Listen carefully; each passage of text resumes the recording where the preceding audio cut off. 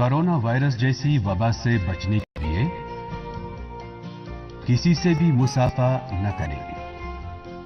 एक दूसरे से कम से कम 1 मीटर की दूरी बरकरार रखें। आंख, नाक और मुंह को न छुएं। खांसते और छींकते वक्त मुंह और नाक को ढांपे रखें। साबुन से बार बार हाथ धोएं और अल्कोहल वाले सैनिटाइजर का इस्तेमाल करें। तंबाकू चबाकर थूकने से बाज रहें। जिस भी सतह को छूना पड़े उसकी सफाई यकीनी बनाएं।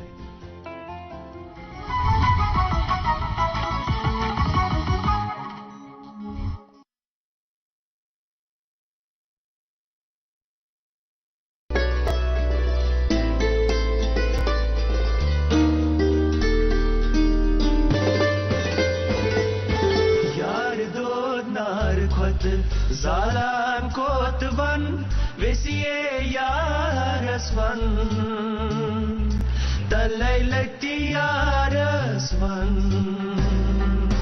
yar do nar kot zalan kotvan vesiye yarasvan talaylakti yarasvan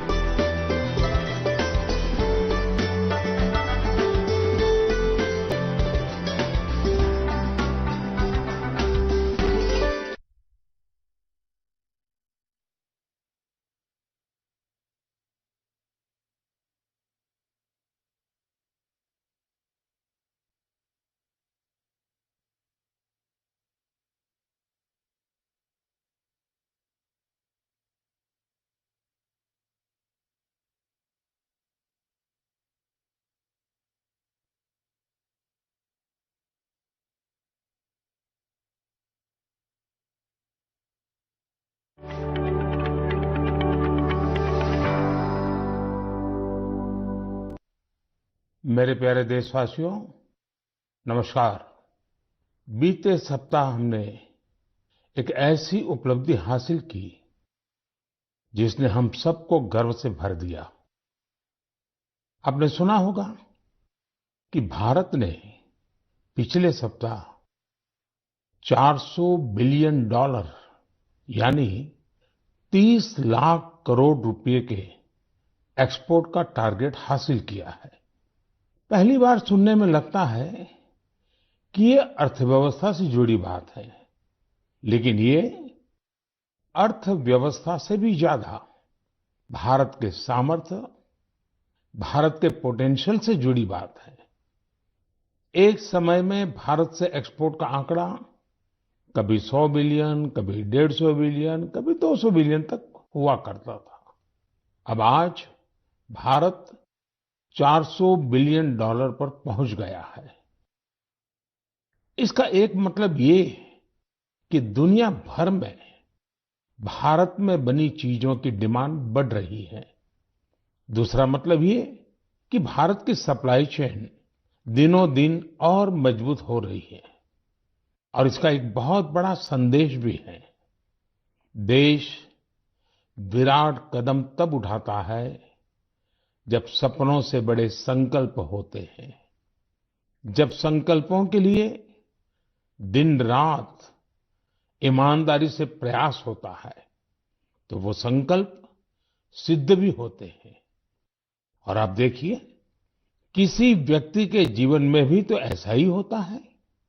जब किसी के संकल्प, उसके प्रयास, उसके सपनों से भी बड़े हो जाते हैं, तो सफलता उसके पास खुद चल करके आती है।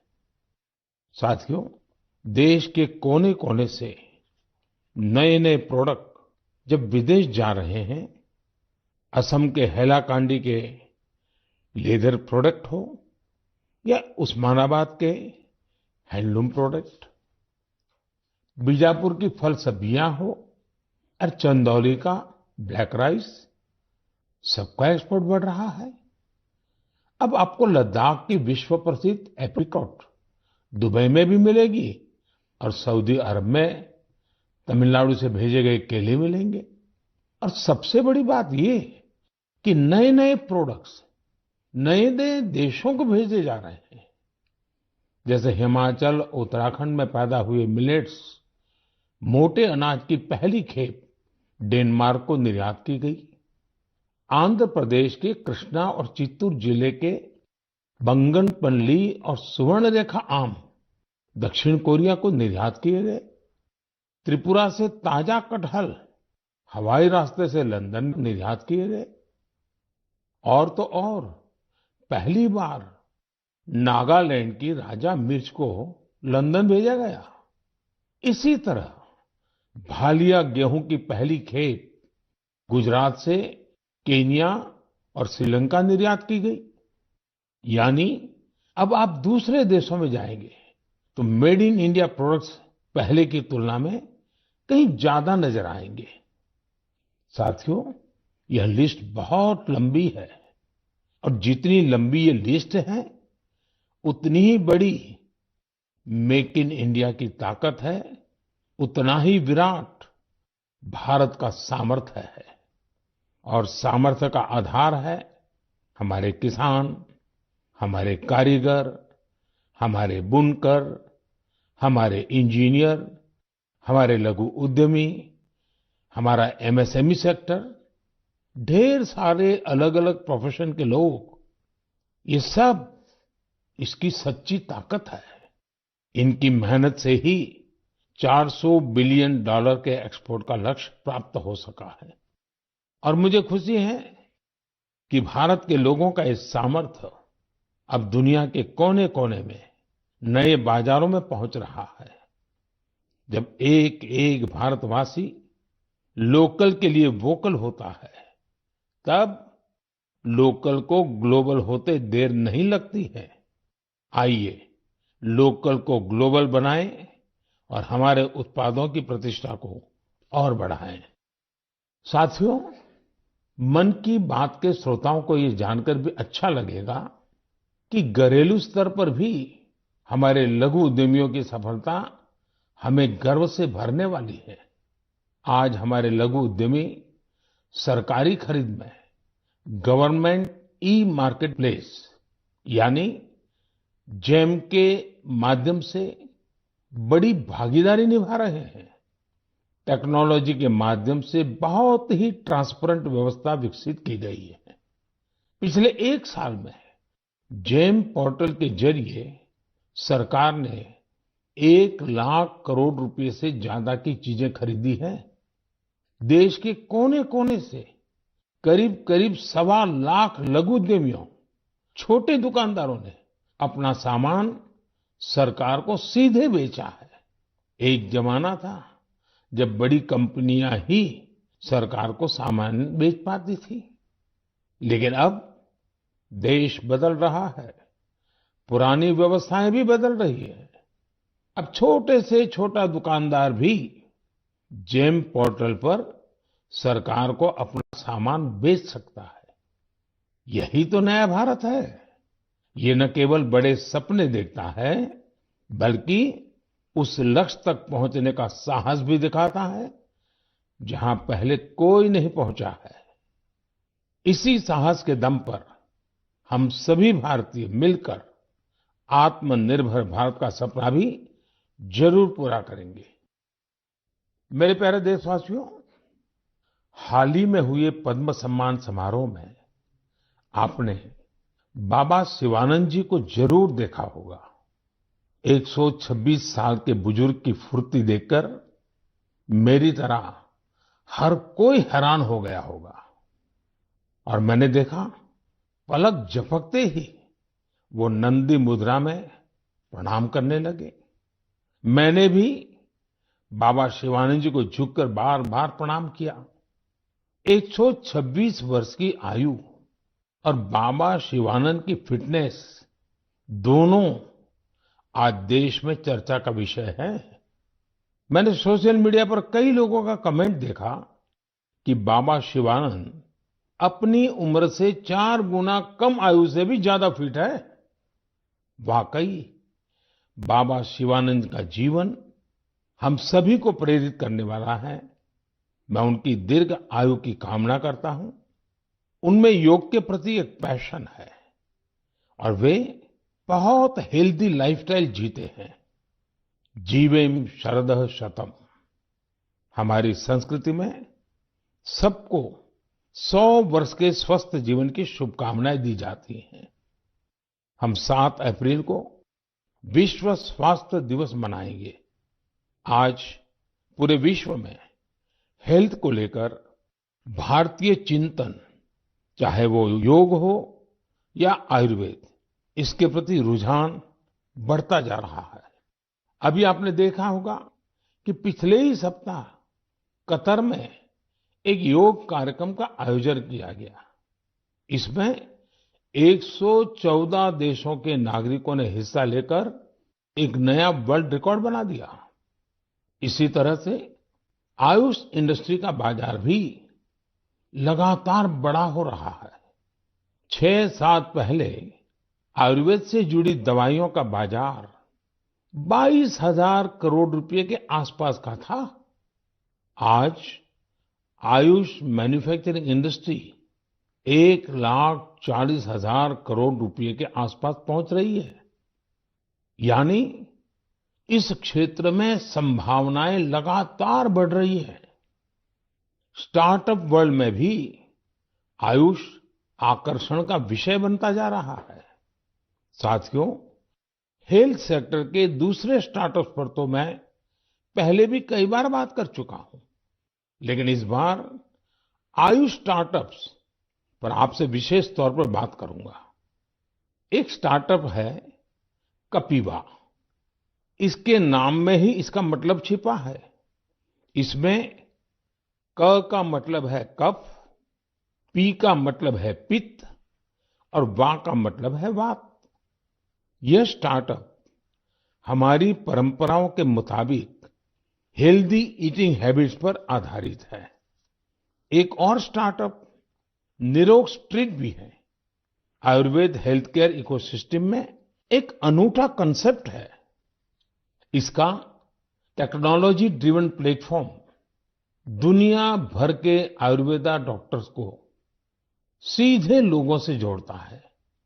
50,000 से अधिक प्रैक्टिशनर्स इससे जुड़े हुए हैं।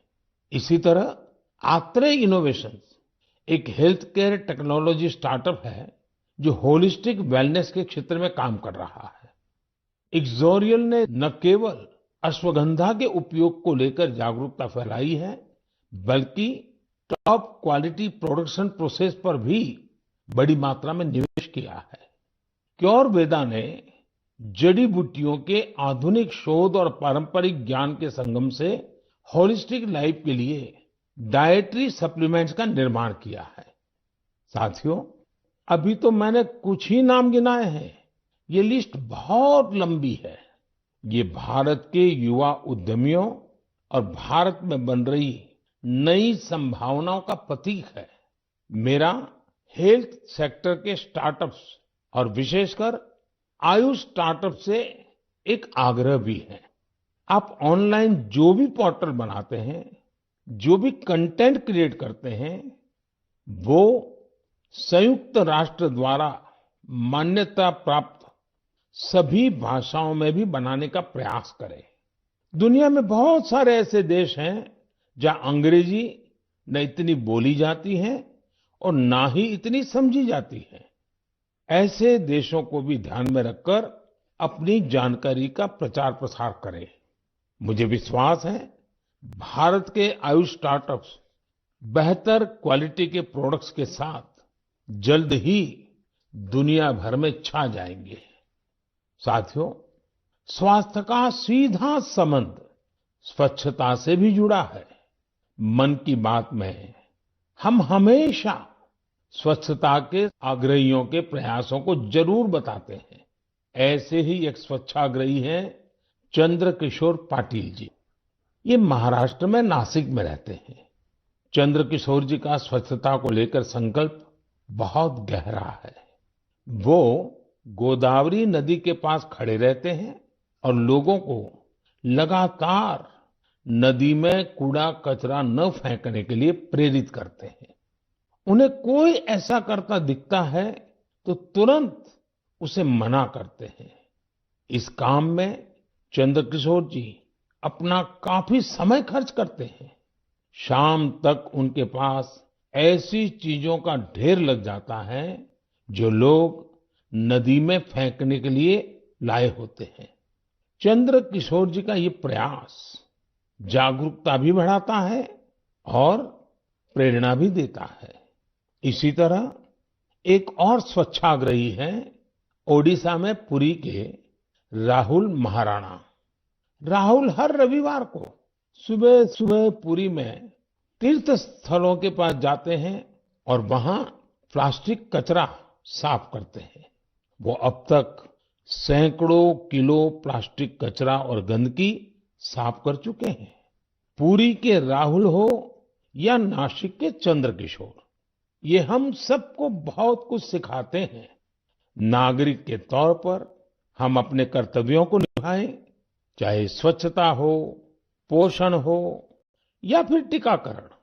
इन सारे प्रयासों से भी स्वस्थ रहने में मदद मिलती है। मेरे प्यारे देशवासियों, आइए बात करते हैं केरला के मुपट्टम श्री नारायणन जी की। उन्होंने एक प्रोजेक्ट की शुरुआत की है जिसका नाम है pots for water of life.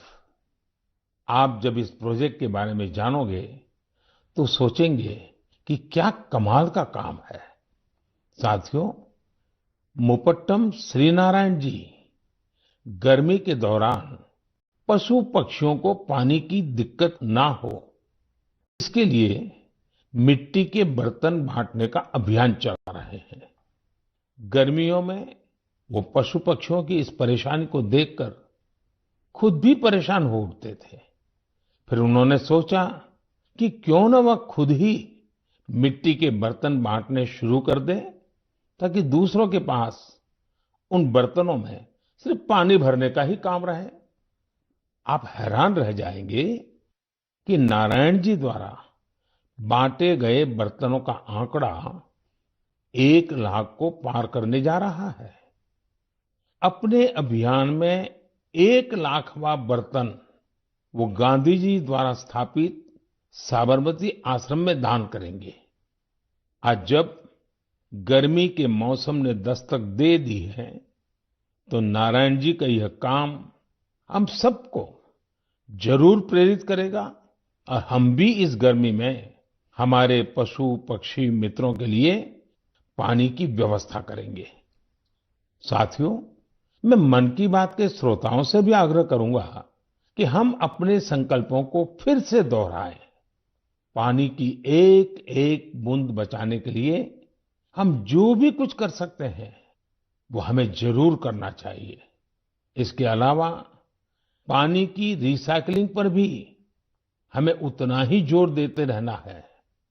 घर में इस्तेमाल किया हुआ जो पानी गमलों में काम आ सकता है, गार्डनिंग में काम आ सकता है, वो जरूर दोबारा इस्तेमाल किया जाना चाहिए।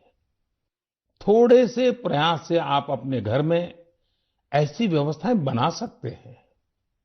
रहीमदास जी सदियों पहले कुछ मकसद से ही कहकर गए हैं कि रहमन पानी राखिए, बिन पानी सब सुन। और पानी बचाने के इस काम में मुझे बच्चों से बहुत उम्मीद है। स्वच्छता को जैसे हमारे बच्चों ने आंदोलन बनाया, वैसे ही वो वाटर वॉरियर बनकर पानी बचाने में मदद कर सकते हैं। साथियों, हमारे देश में जल संरक्षण, जल स्रोतों की सुरक्षा सदियों से समाज के स्वभाव का हिस्सा रहा है। मुझे खुशी है कि देश में बहुत से लोगों ने वाटर कंजर्वेशन को लाइफ मिशन ही बना दिया है। जैसे चेन्नई के एक साथी हैं अरुण कृष्णमूर्ति जी। अरुण जी अपने इलाके में तालाबों और झीलों को साफ करने का अभियान चला रहे हैं। उन्होंने 150 से ज्यादा तालाबों, झीलों की साफ सफाई की जिम्मेदारी उठाई और उसे सफलता के साथ पूरा किया। इसी तरह महाराष्ट्र के एक साथी रोहन काले हैं। रोहन पैसे से एक एचआर प्रोफेशनल है। वो महाराष्ट्र के सैकड़ों स्टेप वेल्स यानी सीढ़ी वाले पुराने कुओं के संरक्षण की मुहिम चला रहे हैं। इनमें से कई कुएं तो सैकड़ों साल पुराने होते हैं और हमारी विरासत का हिस्सा होते हैं। सिकंदराबाद में बंसीलाल पेट कुआं एक ऐसा ही स्टेप वेल है।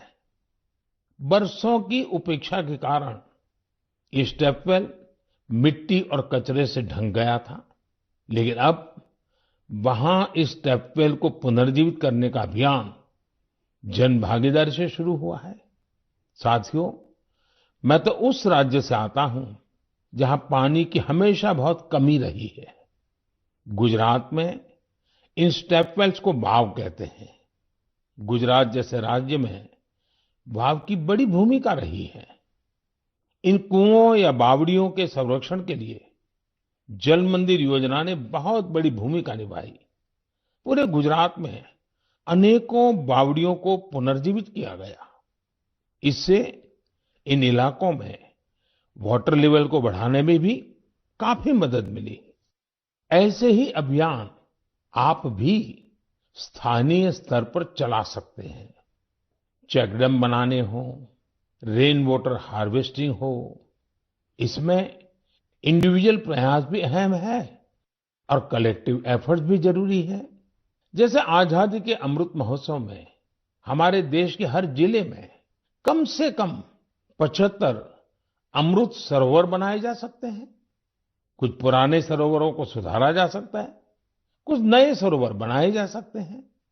मुझे विश्वास है आप इस दिशा में कुछ न कुछ प्रयास जरूर करेंगे।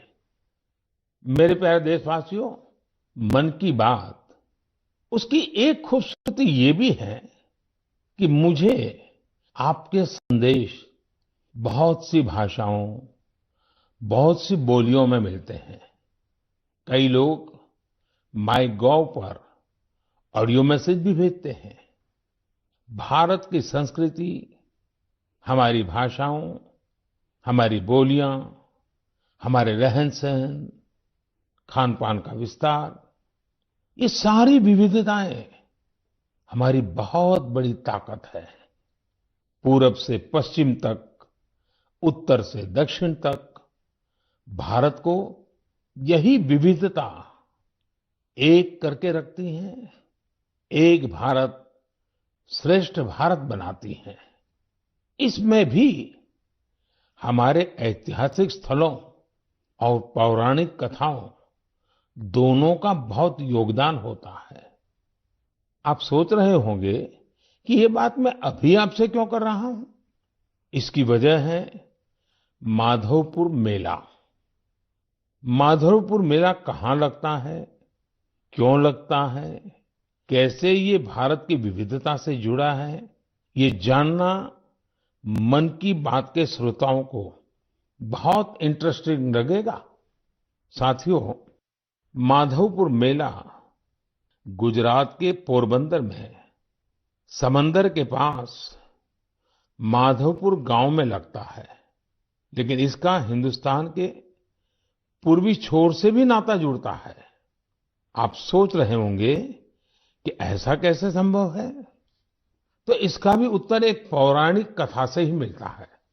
कहा जाता है कि हजारों वर्ष पूर्व भगवान श्री कृष्ण का विवाह नॉर्थ ईस्ट की राजकुमारी रुक्मिणी से हुआ था। ये विवाह पोरबंदर के माधवपुर में संपन्न हुआ था और उसी विवाह के प्रतीक के रूप में आज भी वहां माधवपुर मेला लगता है। ईस्ट और वेस्ट का ये गहरा नाता हमारी धरोहर है। समय के साथ अब लोगों के प्रयास से माधवपुर मेले में नई नई चीजें भी जुड़ रही हैं। हमारे यहाँ कन्या पक्ष को घराती कहा जाता है और इस मेले में अब नॉर्थ ईस्ट से बहुत से घराती भी आने लगे हैं। एक सप्ताह तक चलने वाले माधवपुर मेले में नॉर्थ ईस्ट के सभी राज्यों के आर्टिस्ट पहुंचते हैं, हैंडीक्राफ्ट से जुड़े कलाकार पहुंचते हैं और इस मेले की रौनक को चार चांद लग जाते हैं। एक सप्ताह तक भारत के पूरब और पश्चिम की संस्कृतियों का ये मेल, ये माधवपुर मेला एक भारत श्रेष्ठ भारत की बहुत सुंदर मिसाल बना रहा है।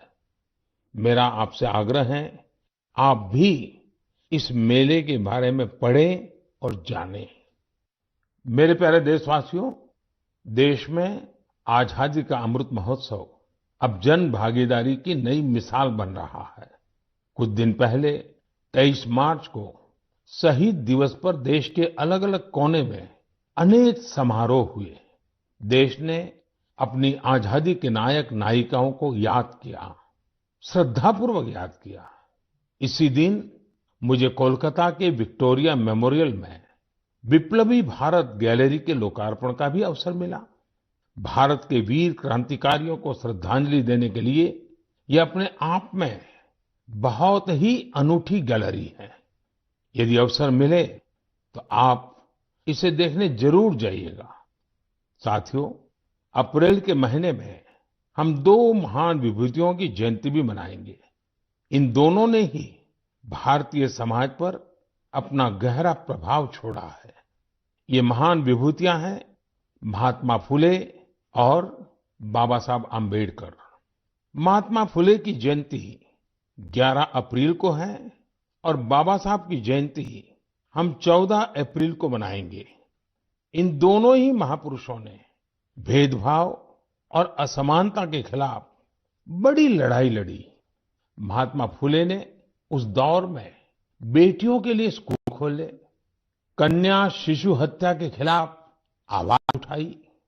उन्होंने जल संकट से मुक्ति दिलाने के लिए भी बड़े अभियान चलाए। साथियों, महात्मा फुले की इस चर्चा में सावित्रीबाई फुले जी का भी उल्लेख उतना ही जरूरी है। सावित्रीबाई फुले ने कई सामाजिक संस्थाओं के निर्माण में बड़ी भूमिका निभाई। एक शिक्षिका और एक समाज सुधारक के रूप में उन्होंने समाज को जागरूक भी किया और उसका हौसला भी बढ़ाया। दोनों ने साथ मिलकर सत्य शोधक समाज की स्थापना की, जन जन के सशक्तिकरण के प्रयास किए। हमें बाबा साहब आम्बेडकर के कार्यों में भी महात्मा फुले के प्रभाव साफ दिखाई देते हैं। वो कहते भी थे कि किसी भी समाज के विकास का आकलन उस समाज में महिलाओं की स्थिति को देखकर किया जा सकता है। महात्मा फुले, सावित्रीबाई फुले, बाबा साहब आम्बेडकर के जीवन से प्रेरणा लेते हुए मैं सभी माता पिता और अभिभावकों से अनुरोध करता हूं कि वे बेटियों को जरूर पढ़ाएं। बेटियों का स्कूल में दाखिला बढ़ाने के लिए कुछ दिन पहले ही कन्या शिक्षा प्रवेश उत्सव भी शुरू किया गया है। जिन बेटियों की पढ़ाई किसी वजह से छूट गई है, उन्हें दोबारा स्कूल लाने पर फोकस किया जा रहा है। साथियों, ये हम सभी के लिए सौभाग्य की बात है कि हमें बाबा साहब से जुड़े पंच तीर्थ के लिए कार्य करने का भी अवसर मिला है। उनका जन्मस्थान महू हो, मुंबई में चैत्य भूमि हो, लंदन का उनका घर हो, नागपुर की दीक्षा भूमि हो या दिल्ली में बाबा साहब का महापरिनिर्वाण स्थल, मुझे सभी जगहों पर, सभी तीर्थों पर जाने का सौभाग्य मिला है। मैं मन की बात के श्रोताओं से आग्रह करूंगा कि वे महात्मा फुले, सावित्रीबाई फुले और बाबा साहब आम्बेडकर से जुड़ी जगहों के दर्शन करने जरूर जाएं। आपको वहां बहुत कुछ सीखने को मिलेगा। मेरे प्यारे देशवासियों, मन की बात में इस बार भी हमने अनेक विषयों पर बात की। अगले महीने बहुत से पर्व त्योहार आ रहे हैं। कुछ ही दिन बाद ही नवरात्र है। नवरात्र में हम व्रत, उपवास, शक्ति की साधना करते हैं, शक्ति की पूजा करते हैं। यानी हमारी परंपराएं हमें उल्लास भी सिखाती हैं और संयम भी। संयम और तप भी हमारे लिए पर्व ही है। इसलिए नवरात्र हमेशा से हम सभी के लिए बहुत विशेष रही है। नवरात्र के पहले ही दिन गुड़ी पड़वा का पर्व भी है। अप्रैल में ही ईस्टर भी आता है और रमजान के पवित्र दिन भी शुरू हो रहे हैं। हम सबको साथ लेकर अपने पर्व मनाएं, भारत की विविधता को सशक्त करें, सबकी यही कामना है। इस बार मन की बात में इतना ही। अगले महीने आपसे नए विषयों के साथ फिर मुलाकात होगी। बहुत बहुत धन्यवाद।